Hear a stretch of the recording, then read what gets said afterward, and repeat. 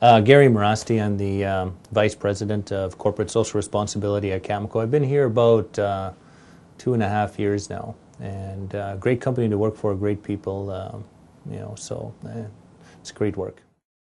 Well, I grew up in Pelican Arrows, and I was raised up there before the road came in, and then the road came in, and kind of spent my entire life up there. And it's within the Peter Ballantyne Cree Nation community, or band. And yeah, there's kind of tucked up there in northeastern Saskatchewan, close to the Manitoba border, and you know, surrounded by lakes, trees, and rocks. So beautiful. I didn't put much thought into what I was going to do for post-secondary, because we were first generation grade 12 grads, and first generation presented with an opportunity to go to post-secondary. So you were distracted by hockey and other life issues a teenager would typically have at that age. So it's hard to focus. Like I can completely relate to that.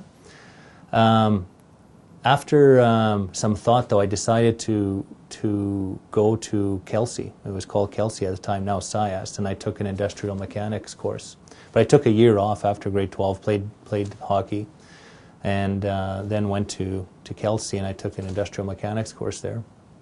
Completed that, and then ended up working in the mine in Flin Flon for 3 years. On the surface, I went underground a few times, but worked in the surface in what was called at the time the leaching plant and all that, and the mill and various other surface facilities. And so I was there for 3 years, and enjoyed the work, learned a lot about hard work and putting in a solid, you know, shift, and focusing on safety, focusing on working with others and teamwork and all that. So really instilled a strong work ethic. It was a tough place to work.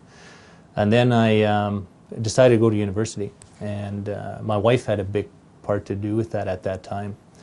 She had gone on a tour of the U of S and brought home some information. So, and we talked about it and says, well, you know, maybe we'll go. And so I went, and we moved down to Saskatoon, and 4 years later I graduated with a Bachelor's of Education, and went to Pelican Arrows and taught for 7 years, taught back there for 7 years. I figure I should go back to the community. The community invested a lot in us with our education, setting up a proper high school and getting us through, and supporting me through the post-secondary years with financial and other support, moral support and all that, you know, I felt obligated to go back and work for my community for a number of years, and so that's what I did. I taught at the school there I loved it. So if you look at the role of politicians, and fairly straightforward, they're highly partisan, they represent a party, and they advocate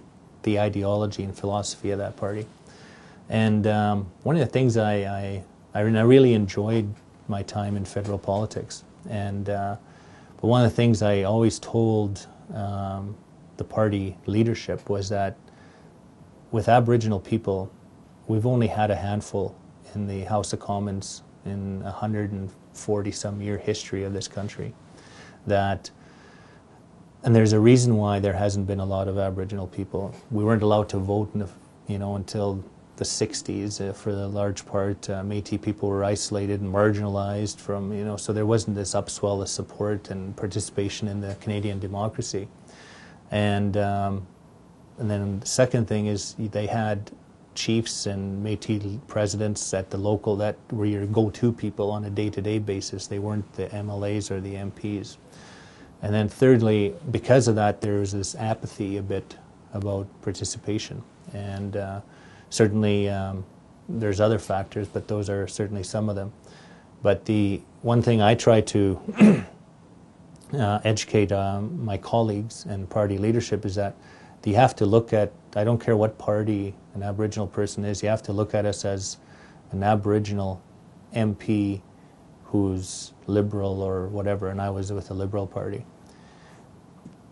The Ottawa bubble forces you to try and look at yourself as a Liberal MP who's Aboriginal, which means you put your Aboriginality aside sometimes. And I think, I wasn't going to do that and didn't do that during my time, and I don't think any of the Aboriginal MPs that have been in the House of Commons in the past and are there now try and do that as well. They have to know that because there's only a small number and we get looked at by Aboriginal people across Canada, we have to really understand, because the issues of Aboriginal Canada are unique, and so you got to advocate for them within that system and do your best. So, and that's where at the end of my term I decided not to seek re-election and step down. Was an opportunity presented by Cameco, and here was a company that basically the heartbeat of Cameco is in northern Saskatchewan, my home, place where I've worked my entire career for, and presenting me with an opportunity to look at ways to improve our relationship between industry and northern communities, ways to help advance issues, whether it's socioeconomic issues, business development issues. Basically providing me the opportunity to work with Northerners again with hands-on ability to get things done. And that was really attractive for me when Cameco came calling, to be able to do that. As an MP, you're somewhat removed and you can't get some of that day-to-day stuff. You're in the community still, but your ability to actually make things happen sometimes can be frustrating for the politician and for the communities. And so Cameco, with the offer, you know, and the opportunity to be the lead vice president for, you know, Aboriginal relationships in Saskatchewan and everywhere else we operate, and also building a corporate socially responsible platform for the company and everywhere, it was very tough to not look at seriously. And so I've been here now 2 years, as I said, and we've done a lot with northern communities and various initiatives, and it's been a lot of fun. And we've seen business growth happen. We've seen, you know, socioeconomic improvements. We're only a part of that solution, but we certainly want to be an active part. And so being a part of that in my position has been extremely fun. Working with students, giving school tours at the mine sites, to career fairs, to, you know, talking to them about the opportunities in the industry, but even not in industry, just anything. You know, I know it's a cliche, but the world's an oyster, and it's even more applicable to these kids in the north, because 50% of our population in the north is under the age of 20, 22, you know, there's various numbers. The average age of non-Aboriginal people in this province is 45 and over. They're edging to retirement every day. They're vacating jobs and careers that these kids can actually, if they finish grade 12, get into post-secondary, they can secure those careers. I think Saskatchewan as a province, and certainly Cameco, we look at the youth of northern Saskatchewan as a competitive advantage for our company. But there's certainly a competitive advantage for Saskatchewan's socioeconomic future as well. And I think the more people understand that and invest in that, the better in the long run. There is opportunity. And sometimes it's tough to see, as I said earlier on in the interview, that, you know, as a teenager, day to day, you've got girlfriends or boyfriends, you've got sport you're interested in, there's the dynamics of the communities, you're in a remote area of the province. Sometimes, and even we romanticize sometimes, overly romanticize about what we see on TV or on the internet. So it's very easy to get confused. But they should know for a fact that there are huge opportunities out there, simply because, as I said, they represented a competitive advantage for their communities, for their people, and for this province. And if they can stay into grade 12 and get into post-secondary and be patient, the jobs and careers, by the time this current group that are in high school get through, there are so many people going to be retiring, and the opportunities are going to be there. And but they will help not, like I said, not only themselves, you know, and in terms of their personal development, their pride and achievement, and pride and achievement of getting things done and getting an education, but their family benefits. Then if their family benefits, then the whole community benefits.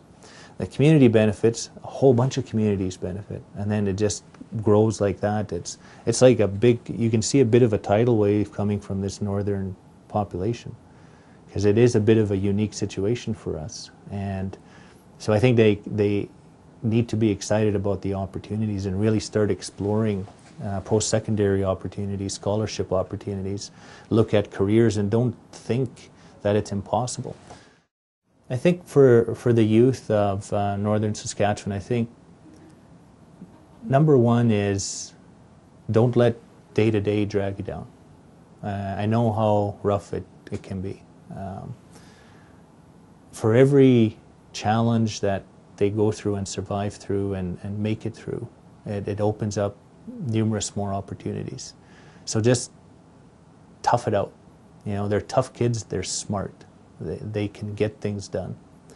But know that they can do it. Like, internally, they need to know that they can achieve. And I think that's the most important thing. And to try not to let the daily life bog them down. You know, that stuff actually makes them stronger. And two, is to be patient.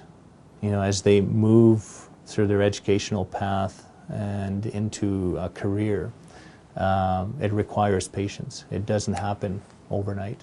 That makes them stronger as well. And when they do achieve, and I know they will achieve, that they give back as much as they can to the others in the community and to the, you know, be a friend to somebody who's having a hard time, be a role model, you know, don't be in their face because they'll push you away, but be supportive, you know, be a friend to somebody who's got a tough time and help each other through it, and good things are on the other side of the hill.